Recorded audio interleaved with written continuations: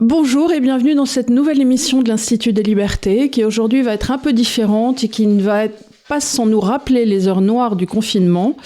Le DAF arrive à vive allure à l'heure où je parle, coucou mon cœur. Et on va aujourd'hui faire une émission à distance avec notre Charles Gaff préféré qui est avec nous, non seulement par la pensée mais aussi par l'écran. Et on va aujourd'hui 11 novembre, car pas de pitié pour les braves, essayer de débriefer un petit peu ces élections américaines, voir ce qui s'est passé. Alors la partie véritablement élection américaine va être beaucoup plus faite par Léonard, et nous on voudrait se concentrer sur ce que ces élections américaines veulent dire pour la haute finance, ce que ces élections veulent dire pour la géopolitique internationale et quels vont être véritablement les effets pour nous, Européens. Et ensuite, on parlera aussi un petit peu de la Chine qui a fait des annonces vendredi dernier, voire certains ont été déçus sur les marchés. Est-ce qu'ils ont eu raison d'être déçus? Bref, est-ce que go big or go home? On va voir un petit peu à quelle sauce on va être mangé. Donc bonjour Charles. Bonjour. Ça va Je suis en bien? Asie. Tu es en Asie? Je suis en Asie. Il fait Et il chaud. fait chaud?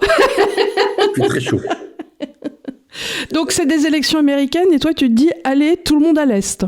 Voilà, tout le monde à l'Est et puis en Asie. Et puis, il y a beaucoup de gens. Et Oui. je suis passé par l'Inde. Il y a aussi beaucoup de gens en Inde. C'est très étonnant. Il y a des gens partout. Et ils n'ont pas la même notion de la distance Oui, à oui, garder oui. entre les gens. Et tu te fais rentrer dedans, tu sais pas par qui. Tu vois, il n'y a pas la même notion De d'un mètre de l'espace, distance. oui, il n'y a pas la même notion d'espace personnel. Ça, c'est quelque chose qui est très vrai quand on va en Asie. C'est que les gens envahissent un petit peu ce que toi, par exemple, quand tu fais la queue pour prendre un avion, tu te dis, t'as une espèce de notion de... Pas du tout. Les gens s'immiscent dans ça et c'est assez désarçonnant parce que en tant qu'Européen, ça...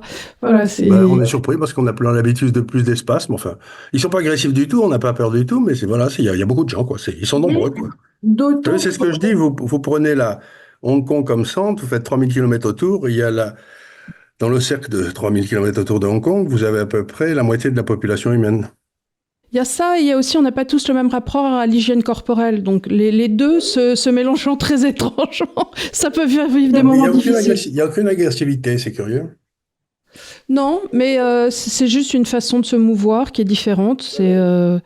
Et d'ailleurs, pour avoir vécu en Angleterre, les Anglais ont un rapport à l'alignement, à la queue, qui est aussi différent. Nous, Français, on fait des tas. Dès qu'ils en voient une, ils la font à tout hasard, quoi. Ils la font à tout hasard, ça c'est des années de parti travailliste, mais au-delà de ça, eux ils savent faire une queue proprement, tandis que nous on fait des espèces de blobs de façon déconcentrée, déconcertée, enfin c'est n'importe quoi. Alors revenons un peu sur ces élections américaines. D'abord, écoute, sans aller sur la partie de Léonard, mais quel a été ton sentiment à toi au sortir de ces urnes? Pour moi, ça montre encore une fois l'extraordinaire différence qu'il y a entre les gens du peuple, si j'ose dire, et les gens des élites, quoi. Parce que les gens des élites, ils se sont racontés des histoires pendant 6 semaines. Et moi, bon, je regardais un petit peu ce qui se passait. Il me semblait que la probabilité, d'ailleurs, je l'ai dit dans une ou deux émissions, y compris avec Bloc Côté, il me semblait que la probabilité d'un raz-de-marée trumpien était considérable. Et tout le monde m'expliquait jusqu'à l'heure où les bureaux se fermaient que ça allait être très très proche. Et moi, j'avais du mal à comprendre pourquoi, mais ben, à l'évidence, les calculs faits par nos savants spécialistes des sondages, ben, ils se sont foutus dedans comme pas possible, parce qu'il a non seulement gagné tous les États on disait, où il allait y avoir une difficulté, mais en plus, il a eu le vote populaire, ce qu'avait pas fait un seul président depuis Reagan, depuis la deuxième fois. Donc c'est un vrai tremblement de terre pour la classe soi-disant intelligente. Hmm. Et alors la deuxième chose, c'est que le Sénat, on savait qu'ils allaient gagner le Sénat, ça, il n'y avait pas de problème. Reste la Chambre des représentants, mais il semble bien qu'ils vont avoir la Chambre des représentants. Parce qu'il reste encore, je crois, 12 ou 14, au moment où j'écris, euh, circonscriptions à obtenir, et il leur en faut que 4 pour être majoritaire.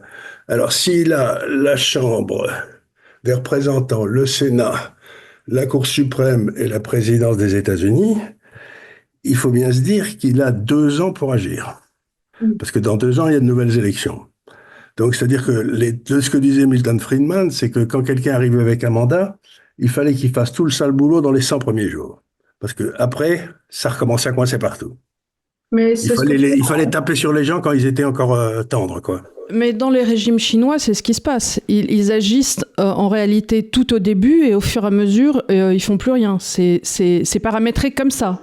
Mais il a deux. Et alors, ce qu'il y a d'étonnant aussi, c'est qu'évidemment, si on regarde ça avec l'œil froid, qui devrait être celui de l'observateur de base, en fait, c'est un gouvernement, je pourrais presque dire, d'opposants démocrates d'autrefois. C'est-à-dire, vous avez Kennedy, vous avez Musk, vous avez Tulsi Gabbard, vous avez... tout ça, c'est des gens qui, dans le temps, étaient démocrates. Et puis, ils en ont eu tellement marre des bêtises du Parti démocrate qu'ils sont passés au Parti républicain. Mais en fait, s'il y a une chose de certaine, c'est que la première présidence de Trump a été faite avec ce qu'on appelle les néocons, c'est-à-dire les types de droite habituels. Oui, les néocons et les rhinos, les Republican in name only. Et là, cette fois-ci, ça va vraiment être un gouvernement, on aurait appelé ça en France autrefois d'union nationale, quoi. Mm-hmm. Avec effectivement une campagne qui a été faite de manière très différente avec des gens comme Elon Musk qui sont des libertariens. Donc on va dans des choses qui sont complètement à la marge et ça a donné un résultat très différent. Et je pense... Il n'est pas exclu que ce bon Elon Musk nous fasse un Milley. Milley, c'est le président argentin qui a coupé au sécateur tout ce qui dépassait. Mais qui nous fasse un Milley aux États-Unis, parce que ce que disait Elon Musk, c'est que je crois qu'il y a 470 agences fédérales de réglementation de ceci ou de cela, et il dit qu'on en a besoin de 10 à tout casser. Oui. Donc les agences fédérales pour contrôler les coiffeurs, ça risque de pas durer, quoi. Ouais. Alors, du côté de la réserve fédérale, on sait que M. Powell donc, est nommé, et normalement, c'est une entité indépendante de Trump. Il n'a pas été nommé, contrairement à ce que certains disent, par Trump. C'était un homme d'Obama, à l'origine, qui avait été mis là, et comme ils doivent choisir dans une sorte de board des gouverneurs, il avait été appointed, certes, à l'époque par Trump, parce que c'était probablement le moins mauvais dans les choix qui lui avaient été donnés. Et aussi parce qu'il était conseillé à cette époque-là par tout ce que tu appelles les rhinos, et Oui. qu'il en faisait partie. Donc c'était un républicain un petit peu classique. Mais, alors, on lui a demandé est-ce qu'il allait démissionner. Il a dit non. Il a dit non. non. Il a dit non. Et est-ce que le président de la République peut vous débarquer? Il a dit non. Donc, si tu veux, ça veut dire qu'il n'a pas du tout l'intention de s'en aller et qu'il pense qu'il est à peu près stable dans son boulot. Mais ce qu'on oublie toujours, c'est qu'il y a, je crois, 8 ou 9 membres de la réserve fédérale qui votent à chaque... des réserves fédérales, pardon, parce qu'il y a plusieurs banques, qui votent à chaque comité, tous les 2 mois. Et c'est un vote à la majorité. Donc, il est d'usage qu'on ne mette pas en cause le président, et les gens d'habitude suivent, mais il n'est pas sûr du tout que s'il y en a 2 ou 3 dans le tas là qui aimeraient bien être à la place de Powell, calife à la place du calife, oui, ça c'est vu. Oui, qui vont peut-être se dire je vais voter non. Et s'il y en a suffisamment qui votent non, à ce moment-là, ils se retrouvent dans une situation un peu difficile où son propre conseil le met en minorité. Et donc, quelle est sa marge de manœuvre aujourd'hui? Est-ce que pour toi, parce que normalement, dans une économie telle que celle que la veut Trump et que veulent ses conseillers, on devrait assister, c'est ce qu'avait fait Reagan, à une remontée brutale des taux. Normalement, c'est ce qu'un président américain devrait faire. Les taux devraient retourner à des niveaux de marché. On cesse de manipuler ces taux dans tous les sens. Et si jamais ça arrivait, si on retournait vers un taux de marché, d'abord les taux seraient plus hauts. Si ça se passe en même temps que Trump coupe toute une série de réglementations, comme je l'ai déjà dit et écrit, la rentabilité du capital investi aux États-Unis va monter beaucoup, et donc ça sera plus rentable d'emprunter pour investir. Et à ce moment-là, on peut penser que les taux vont monter encore plus. Mais comme il y a une espèce d'équilibre mondial des taux, si ça se mettait à monter beaucoup, l'Europe se sentirait très très mal, quoi. Parce que, je sais pas si tu l'as vu, mais l'Allemagne va pas très bien. L'Allemagne va pas très bien, là, oui. L'Allemagne, c'est pas comme si on l'avait pas dit, mais ça c'est autre chose. L'Allemagne ne va pas bien, la France, c'est de pire en pire, l'Italie va plutôt mieux. Mais en même temps, ça veut dire aussi que tous les Orbán de ce monde, à l'intérieur de l'Europe, se sentent Pousser des ailes. Hmm. et soutenus par Monsieur Trump, et donc ça affaiblit extraordinairement la position de Madame von der Leyen, quoi. Hmm. Donc ce que ça veut dire, c'est que c'est la victoire des gens qui veulent s'occuper de leur pays sur la victoire des gens qui veulent s'occuper du monde. Et ça, c'est pas prêt de s'arrêter. Donc, il me semble qu'on est en train d'arriver à la fin de toutes ces aventures un peu stupides, tu sais, Alors déjà, une chose importante qu'a dit Trump aussi, c'est qu'il revenait sur les accords de Paris. Donc, oui, mais c'est intéressant parce que toi qui as dit depuis un moment d'acheter des actions pétrolières dans l'idée justement des cycles historiques du pétrole, ça va être encore plus suivi de façon prophétique par aujourd'hui le politique qu'est Trump. C'est-à-dire de dire, dis donc, vos histoires de moulins à vent, ça va bien.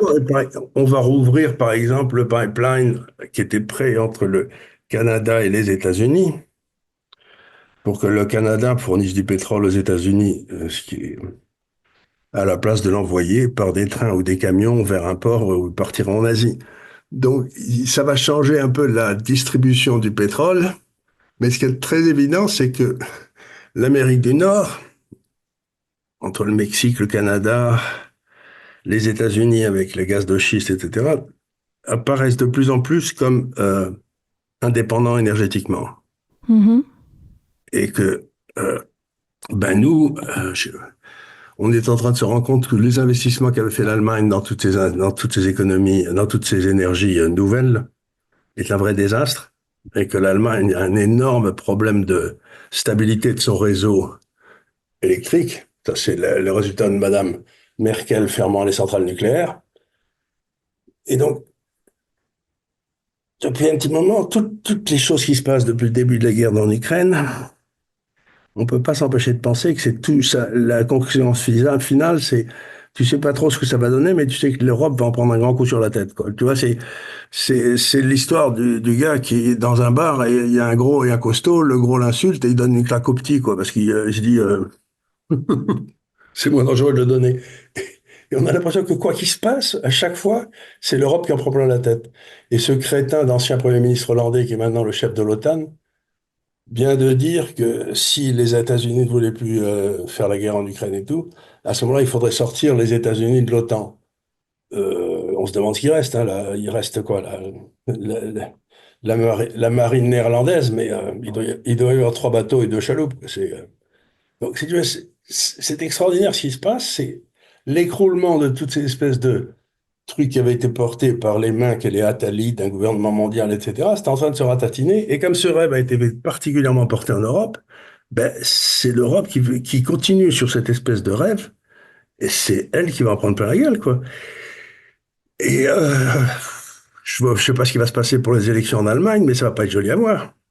Parce que c'est en mars, les élections en Allemagne. Hein. Oui. Donc, Oui.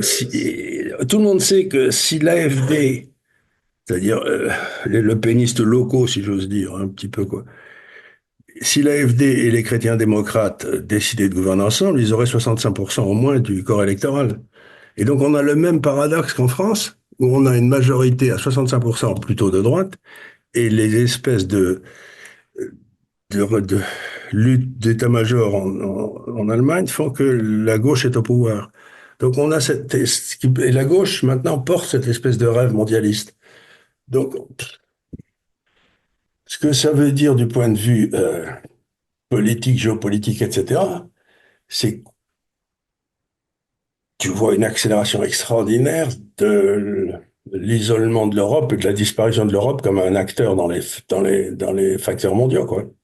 Mais encore une fois, ça ne veut pas dire une disparition des sociétés européennes, parce que Total, Schneider, Air Liquide, ils sont toujours là, parce qu'ils ne font pas partie de ce rêve.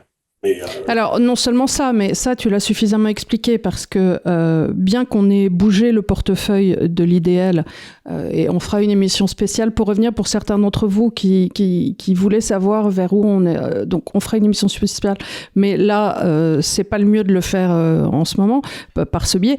Ce que je veux dire, c'est qu'on a de toute façon conservé des sociétés qui jouent cette croissance mondiale et des sociétés comme Total, Schneider ou Air Liquide bénéficieront d'une croissance mondiale quand bien même elles sont cotées à la place de Paris, mais elles jouent le monde et elles jouent cette croissance mondiale. et depuis très longtemps. Et depuis, bien sûr, la nuit des temps. C'est pour ça que je passe mon temps à dire aux Français, on vous explique que la France s'est désindustrialisée, mais vous avez encore une dizaine de valeurs en Europe, en France, qui sont extraordinairement industrielles, mais qui ont pris la décision, pour des raisons que chacun comprendra, de ne plus avoir une usine en France. Oui. Mais ça ne veut pas dire qu'elles ont abandonné l'industrie. Donc on est quand même mieux que les Anglais qui, eux, ont quasiment abandonné l'industrie. Nous, on n'a pas abandonné l'industrie, mais on a des sociétés industrielles qui opèrent plus chez nous. Parce que on est, voilà, parce que le coût du travail, parce que le coût de l'énergie, parce que tout ça. Mais ça ne veut pas dire qu'on est sorti de l'industrie. Donc pour les gens qui nous écoutent, il y a une façon quand même assez facile de jouer cette croissance mondiale par l'intermédiaire de ces sociétés. Oui. Alors maintenant parlons de la Chine un petit peu dans tout ça, parce que la Chine a dû quand même voir arriver Elon Musk, n'importe quoi, Donald Trump, avec des petits yeux, parce que ils ont quand même, Trump a suffisamment dit 2 fois qu'il allait faire la guerre à la Chine, qu'il allait se la prendre frontalement, qu'il fallait mettre des accords protectionnistes, ainsi de suite et ainsi de suite. Alors je vais te poser la question, est-ce que c'est un jeu de dupes? Est-ce que véritablement tout le monde va faire les gros yeux? Est-ce qu'ils n'ont pas plutôt intérêt chacun à faire un petit peu semblant et faire des petits pas de danse les uns envers les autres vis-à-vis de leur électorat pour ensuite, ma foi, boxer aux entournures et laisser chacun faire un peu ce qu'il doit faire? Alors, la réalité, on peut regarder la Chine d'une façon... ils sont très pragmatiques. Hein. Et d'une certaine façon, Trump aussi, il est. C'est pas un idéologue. Hein. Donc, quel est l'intérêt commun de la Chine et des États-Unis? C'est assez simple, c'est que les Chinois mettent leurs usines pour exporter aux États-Unis. Parce qu'à partir de ce moment-là, Trump, il n'a plus rien à leur dire, hein, c'est pas son problème à ce moment-là. À partir du moment où il recrée des boulots à Détroit, à Chicago, je sais pas où, il est très content. Le fait que qu'est-ce que tu veux que ça lui foute que le patron le capital soit détenu par des Allemands ou par des Chinois, si l'usine est dans le Middle West. Donc, il me semble que l'intérêt de la Chine, c'est de s'engager à investir en Chine, peut-être plutôt que d'éviter des droits de douane qui seraient élevés, c'est peut-être, mettons qu'ils fassent remonter leur monnaie de 25%, ils ont des excédents des comptes courants de quasiment 90 milliards de dollars par mois, c'est-à-dire 1000 milliards de dollars par an. Donc ça veut dire que leur monnaie est probablement méchamment sous-évaluée. Donc tu fais monter ta monnaie de 25%, à condition qu'on ne te mette pas de droits de douane en plus. Oui. Donc, et tu dis aux entreprises chinoises, vous savez quoi, si vous avez besoin de faire une usine pour vendre aux États-Unis, faites-la aux États-Unis plutôt qu'au Mexique ou au Canada, quoi. Et donc, c'est une des grandes thèses de Gafkal et de ton frère, c'est de dire que la possibilité qui existe, c'est qu'il y ait une espèce de grand accord entre la Chine et l'administration Trump pour rééquilibrer le commerce mondial, avec d'un côté une révélation de la monnaie chinoise et de l'autre côté les Chinois qui investissent beaucoup aux États-Unis de façon à rendre les États-Unis un peu moins dépendants du commerce chinois. Mais il faudra que ce se fasse quand même dans un consensus entre les deux, parce que encore une fois, il n'est pas question que eux s'amusent à réévaluer leur monnaie et que derrière on leur colle un droit de douane en plus, parce que là, ça serait perdant-perdant. Un droit de douane en plus, c'est exactement ça. Donc, mais quand tu lis le bouquin de Trump sur l'art de la négociation, il t'explique que l'art de la négociation, c'est d'arriver en faisant... Tu commences la négociation avec des demandes impossibles, et ensuite tu recules doucement pour faire preuve de bonne volonté vers des trucs qui sont à ton avantage, mais qui sont pas impossibles, quoi. Donc, et comme les Chinois sont pas nés de la dernière pluie non plus, qui savent un peu négocier, il n'est pas impossible qu'ils se mettent d'accord tous les deux sur le dos de l'Europe. Oui, mais parce que dans une certaine mesure, c'est quelque chose sur lequel certains Américains attendent Trump, cette espèce de dumping que peut faire la Chine, justement, commercial. Et donc, ils attendent aussi des mesures fortes. J'aime pas le mot dumping, c'est que ils sont, d'après tous les trucs qu'on fait avec nos bureaux à Pékin et tout, ils sont extraordinairement efficaces. Aujourd'hui, c'est pas qu'ils vendent des produits de mauvaise qualité, pas chers, et qui cassent le marché. C'est qu'ils vendent des produits d'une qualité supérieure à celle que nous faisons, au même prix que ceux que nous faisons. Donc, c'est pas du dumping, c'est simplement qu'ils ont fait un gain de productivité dans les 4 ou 5 dernières années dont le monde n'a pas pris conscience. Ils s'imaginent que c'est toujours la Chine qui faisait des t-shirts et des chaussures. Or, c'est plus du tout ça. Aujourd'hui, ils font des trains rapides, des centrales nucléaires, donc ils ont pris une espèce d'envol de qualité, et donc c'est très difficile de dire que c'est du dumping. C'est simple, c'est ce qu'avait dit cette andouille de chancelier allemand quand il avait été en Chine. Il avait dit aux Chinois, mais vous êtes beaucoup trop compétitifs. D'entendre ça de la part d'un Allemand, tu te dis, mais c'est quand même étonnant, quoi. Voilà, ça veut dire que ça va pas être facile de... Oui, si les Chinois doivent réévaluer, ça c'est tout à fait évident. Euh, ils réévalueront d'autant plus qu'on leur mettra pas de droits de douane et qu'ils pourront établir des usines là-bas, quoi. Donc toi, tu restes, malgré l'élection de Donald Trump, tu restes quand même très bullish sur la Chine, et tu ne penses pas que... Pour une raison très simple, je reste très bullish sur la Chine, c'est parce que toi, tu veux vendre, si tu es un industriel, tu veux vendre plus. Et aujourd'hui, qui achète plus? Quels sont les pays qui ont une forte hausse de leur niveau de vie moyen? Ben, c'est tous les pays dans ce cercle de 3000 km autour de Hong Kong. Donc, ce que les Chinois peuvent nous dire, écoutez, vous allez m'empêcher de vendre mes produits, chez vous, il n'y a plus aucune croissance, donc je m'en fous.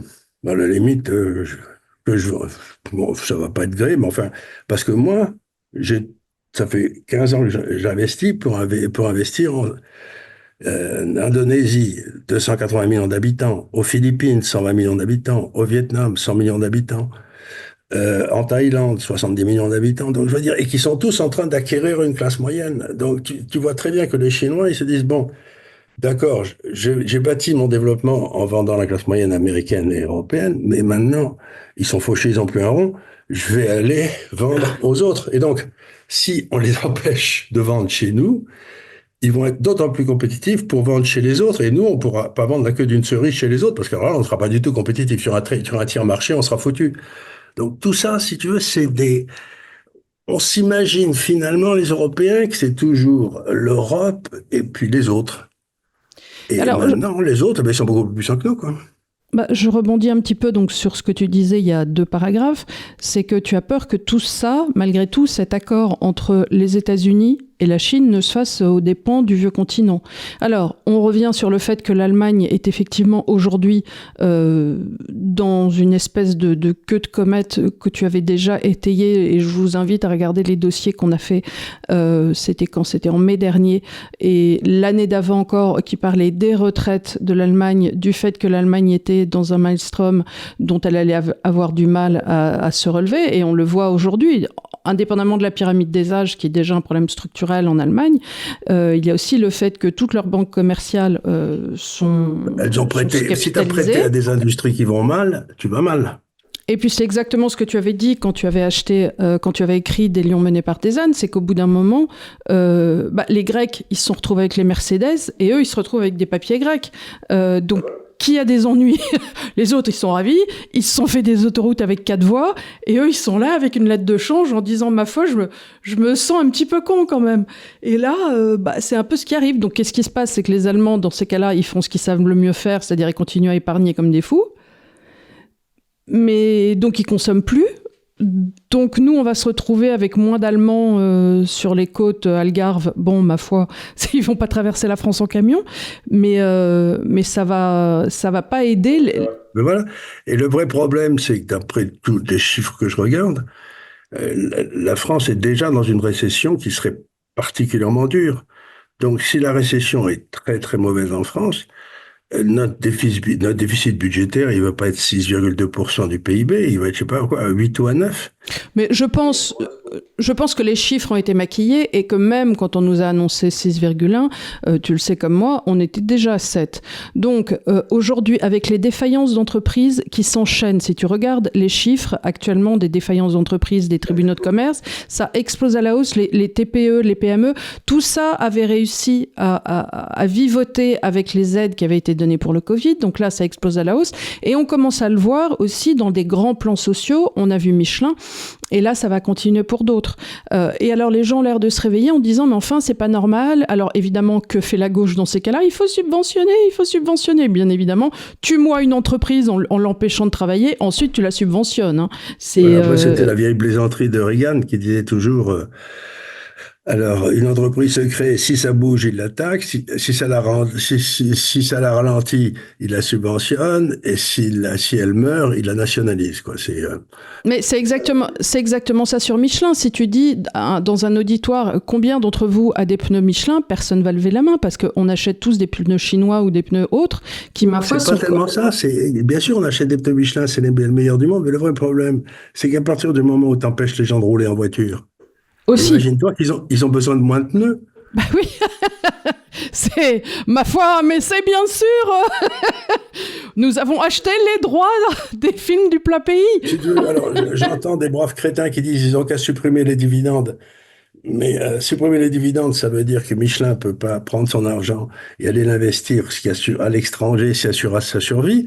Donc, on se retrouvera dans 3 ans avec un Michelin en faillite, aussi bien à l'étranger, et on n'aura plus de société française. Donc, les crétins qui disent qu'il faut supprimer les dividendes, c'est à peu près aussi crétin que de dire qu'il faut cesser de payer les ouvriers, parce que comme ça, les entreprises seraient rentables. Si travaillaient gratuitement, ces corneaux-là, on n'aurait pas de problème de surcoût de travail. Tu vois, c'est à peu près aussi intelligent, quoi.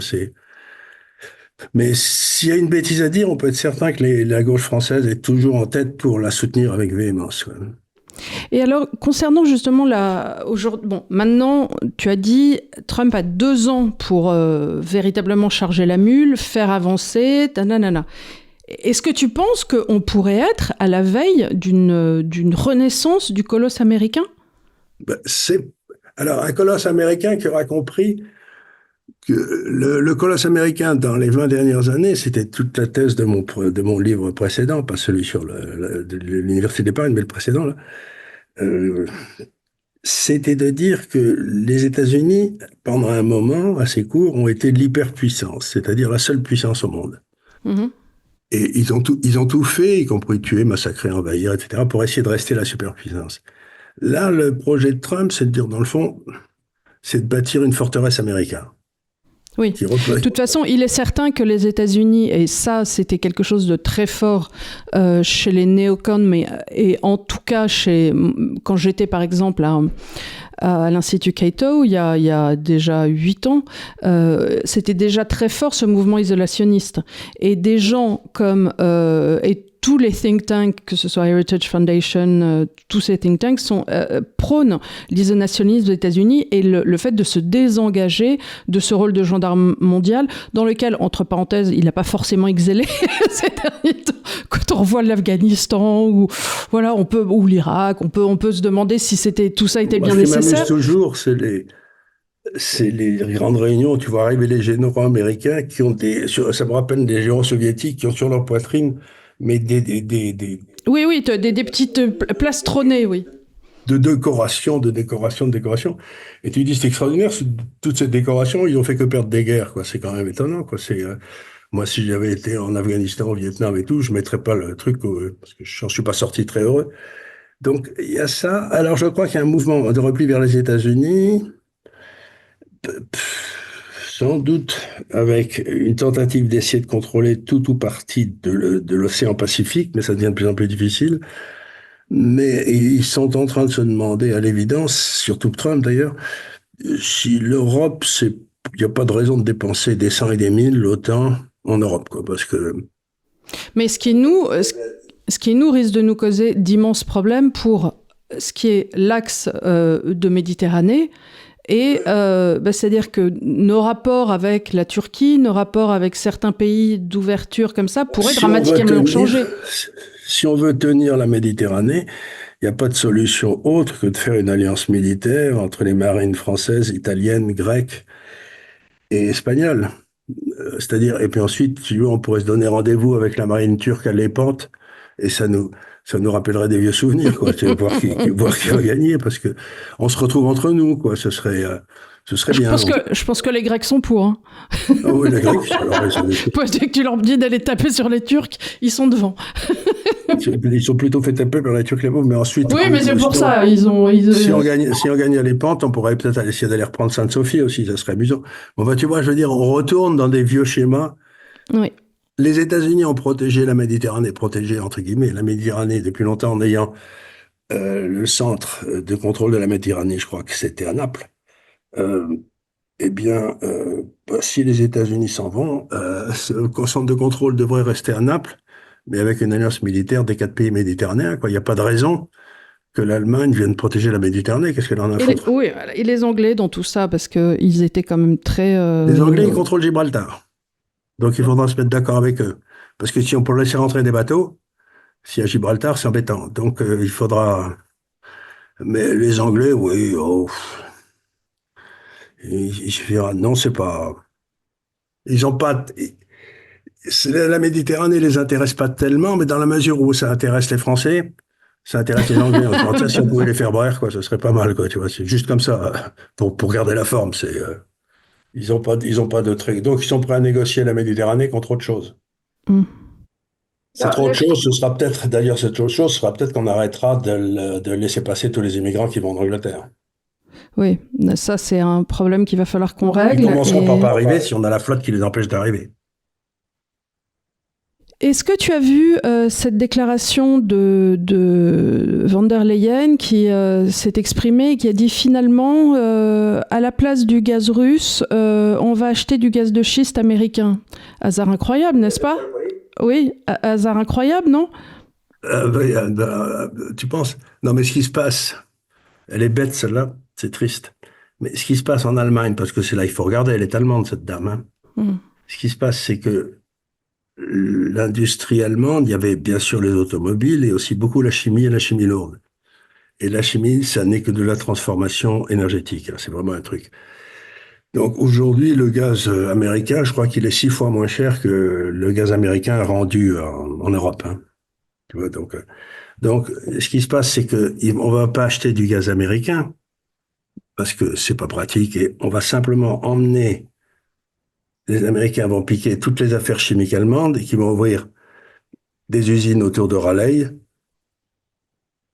Et donc, c'est l'industrie allemande qui va s'en aller d'un seul bloc aux États-Unis, ce qui est d'ailleurs le rêve de Trump. Donc, on n'aura pas besoin d'importer du gaz des États-Unis, parce que les utilisateurs de gaz, ils sont tous aux États-Unis, ils sont partis d'Allemagne par les États-Unis. C'est-à-dire, on est en train d'assister au début, même ça fait un petit moment que ça dure, mais de la désindustrialisation de l'Allemagne, qui est en train d'accélérer de façon phénoménale. Parce que ce que les gens ne comprennent pas, c'est quand tu suis une politique imbécile comme avec l'euro, au début, tu flingues l'Italie, puis ensuite tu flingues la France, et puis quand tu arrives à l'Allemagne, ben, ils ont plus de concurrents, ils sont devenus gras, mous, ils peuvent plus répondre, parce qu'ils ont plus de concurrence depuis longtemps, et à ce moment-là, ils se font bouffer par les Tchèques, par les Européens, par les Turcs, par tout ce qui a gardé un peu de poil aux pattes. Et donc aujourd'hui, l'Allemagne est en train de payer le prix de l'euro. C'est-à-dire que son industrie est devenue inefficace. Mais alors, à quoi tu attribues, puisque tu me reparles de l'Italie et qu'on en parlait en amont, le fait que l'Italie tire quand même, et je le constate, son épingle du jeu dernièrement? Ben, l'Italie, elle a un avantage gigantesque, c'est qu'ils ont un énorme tissu de petites sociétés industrielles qui sont dans des niches. Et ça, comme ils sont très bons dans ce qu'ils font, et ils travaillent en réseau dans la région. Dans leur région, c'est un système à la limite corporatiste, mais qui a pris un gros coup sur la tête quand ils sont rentrés dans l'euro, mais qui s'est battu, qui s'est battu, qui s'est battu. Et là, j'étais à Milan il y a 2, 3 jours, et il est tout à fait net que tout ce corps de petits d'industriels moyens est en train de revenir en force sur la scène mondiale, quoi. Donc, les Italiens, ils attendent pas que l'État les sorte du trou.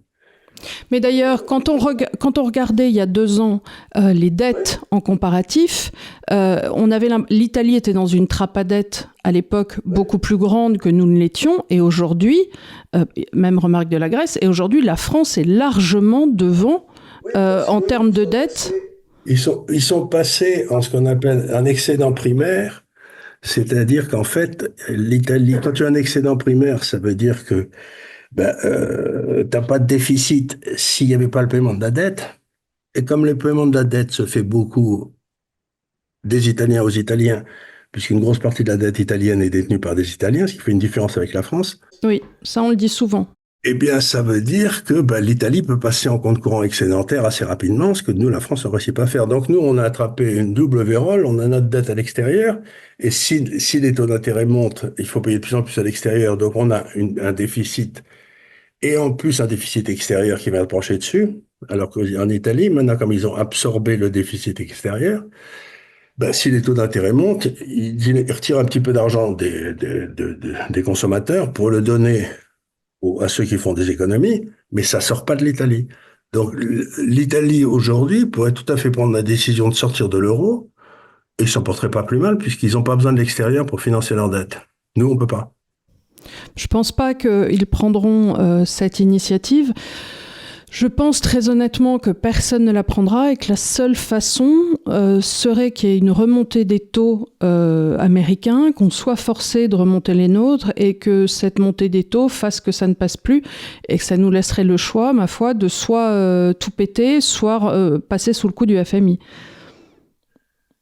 Mais le coup du FMI, c'est vachement difficile, le coup du FMI, parce que ça met en cause, le FMI, s'ils arrivent, ça met en cause la suprématie de la Banque Centrale Européenne.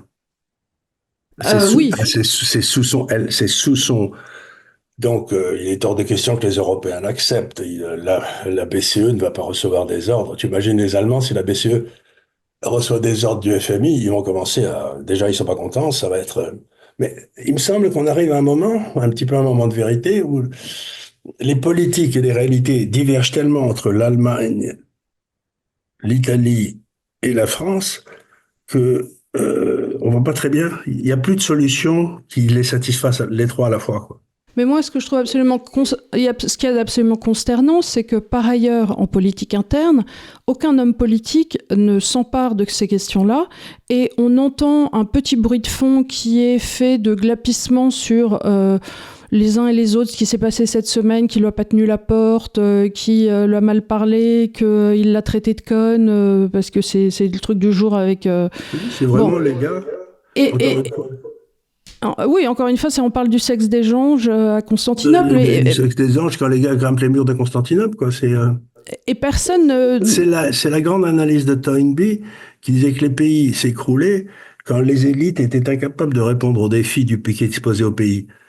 Alors, ce qui se passe, c'est que depuis 40 ans, nous, on avait eu un gros problème avec l'Allemagne. Tout le problème de l'Europe pendant 200 ans, c'était les guerres entre la France et l'Allemagne. Donc, on avait trouvé la solution qui était celle de l'Europe, qui elle-même a amené à des problèmes. Et une fois qu'on a eu ces problèmes, qu'est-ce qu'on a trouvé comme solution? De retourner à l'Europe. Mais c'était plus du tout le problème parce que c'était justement trop d'Europe qui nous tuait. Donc, on a créé une élite qui, quand il y a un problème, se met immédiatement à sauter sur leur chaise en disant l'Europe, l'Europe, l'Europe, comme des cabris, comme disait De Gaulle. Mais il dit c'est ça la solution, mais c'est pas la solution. Il y a d'autres problèmes qui n'ont plus rien à voir avec le problème de la guerre entre la France et l'Allemagne. Mais si ça continue, on va se remettre sur la gueule avec les Allemands d'ailleurs, parce qu'ils sont en train de créer les conditions d'un effondrement de ce qui était une solution au problème précédent, mais qui ne l'est plus du tout pour le problème d'aujourd'hui. Le problème aujourd'hui, c'est qu'on a une classe politique qui pense que l'argent, ça pousse sur les murs, quoi, ou dans les arbres, mais qu'il ne faut pas le gagner. Mais de fait, de toute façon, on a une classe politique, et ça on l'a dit suffisamment de fois, qui est née et ça c'est un vrai problème en France, de castes corporatistes que sont l'ENA, Normal Sup, inspecteurs des finances. Et qui sont tous hauts fonctionnaires. Et qui sont tous aux fonctionnaires, c'est-à-dire ils perçoivent, quand ils se présentent à des élections, ils continuent à percevoir leur salaire, ce qui fait qu'il n'y a aucune prise de risque. Comme dit Nassim Nicolas Tayeb, no skin in the game. Et de cette non-prise de risque fait que cette caste, ma foi, veille toujours à arrondir les angles. Cette caste qui est un bon nom, ou cette classe, au sens marxiste du terme, essaye de trouver des solutions qui protégeront son statut de caste privilégiée. Mais le problème, c'est justement qu'il existe en France une caste privilégiée. Et donc, tu vas pas demander à ceux qui sont le problème de trouver une solution au problème, c'est idiot.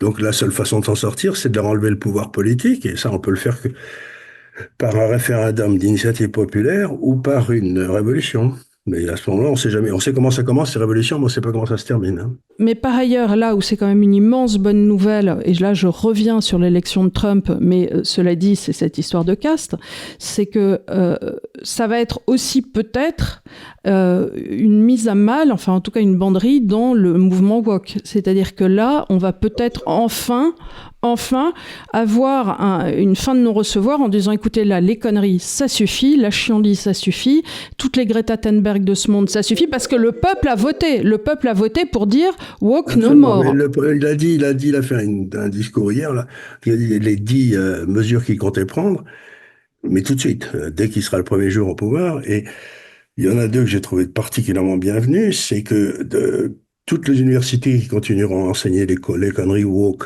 n'auront plus de subventions étatiques. Terminé. Tous les gens qui continueront à se battre sur cette histoire de le sexe, quelque chose qu'on choisit, et pas quelque chose qui vous est imposé à la naissance, boum, ils sont aussi virés. Et ce que j'ai trouvé le plus intéressant, c'est que d'interdire complètement toutes les transformations physiques faites sur des mineurs. Oui, mais ça, c'était un scandale. Je trouve ça absolument incroyable qu'on soit dans des pays où tu n'as pas le droit de voter avant 18 ans, tu n'as pas le droit de boire avant 21, mais tu pourrais changer ton sexe. Enfin, je veux dire, c'est avec la lourdeur hormonale. Ouais. Tout le monde se sent mal à l'école à 15 ans, ça va pas, non? Oui, c'est si tu te sens bien que c'est... Oui, bien sûr. Ces gens sont fous. Donc c'est très important parce que c'est une défaite. Tu vois, il y a plusieurs immenses défaites qui sont produites là. Il y a d'abord une défaite de cet ethos mondialiste représenté par Harari et tous ces gars-là. Donc on allait inéluctablement vers un gouvernement mondial. Bon, ça c'est la grosse connerie qui vient de s'écrouler. Deuxièmement, on n'avait pas besoin de démocratie. Il fallait simplement qu'on ait des juges.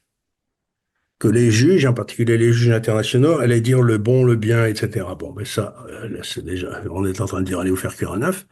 On n'a pas besoin de juges, on a besoin de pouvoir changer les gars qui nous gouvernent.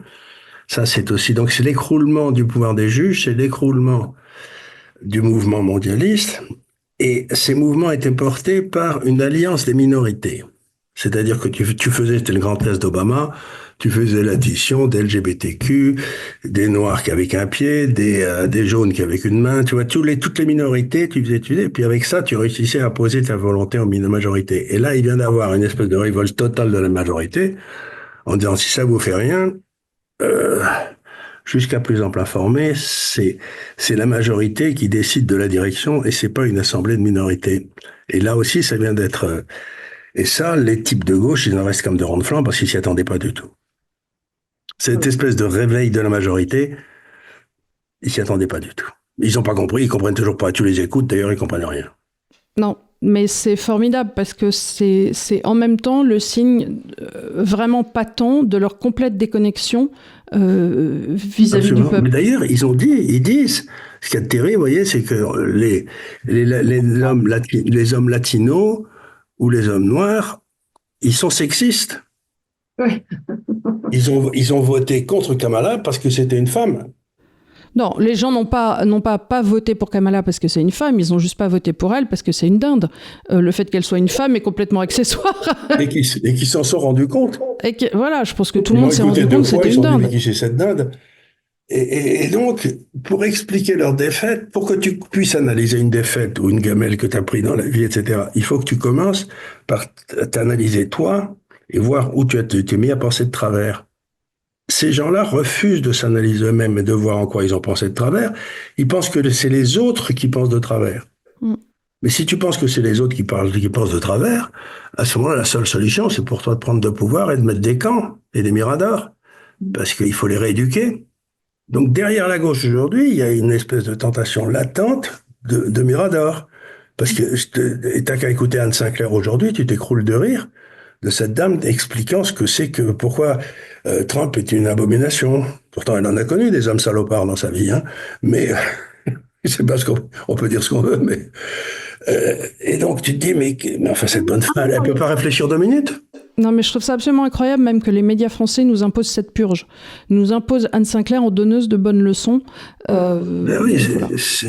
c'est comme quand ce brave Strauss-Kahn était venu nous expliquer qu'il fallait voter contre Le Pen au deuxième tour, quoi. Tu te disais, mais dis-moi un moment, rappelle-moi d'où tu viens et d'où tu parles, quoi.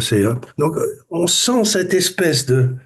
C'est la vieille blague de Bertolt Brecht, là, tu sais, le Oui, peuple a il faut dissout le Parti dissoudre le peuple. communiste, il faut dissoudre le peuple, et c'est ce qu'ils essayent de faire, ils essayent de changer de peuple, mais c'est parce que ce peuple-là les agace.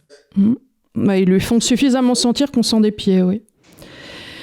Écoute, c'est formidable. On a fait un bon petit tour, en tout cas, là, de cette élection. Je ne veux pas empiéter trop sur la partie qui va être celle de Léonard. Ce que je te propose, c'est que on s'arrête là, qu'on s'en garde pour demain pour l'UDE.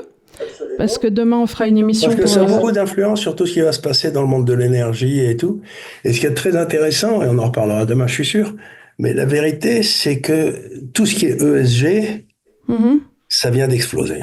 Oui, je pense aussi, avec tous les critères de débit. Tous ces investissements imbéciles qui allaient dans un truc qui servait à rien, c'est en train d'exploser. Donc, il va y avoir du vrai pognon qui, enfin libéré, va pouvoir aller vers les vrais investissements.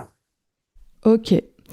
Eh ben, je te dis merci beaucoup et on se retrouve la semaine prochaine. Tu seras là pour de vrai? Donc voilà, je serai là la semaine prochaine, là, j'arrive lundi. Ok, super. Eh ben, on dit merci beaucoup à Charles et à très bientôt. Bisous. Merci à tous.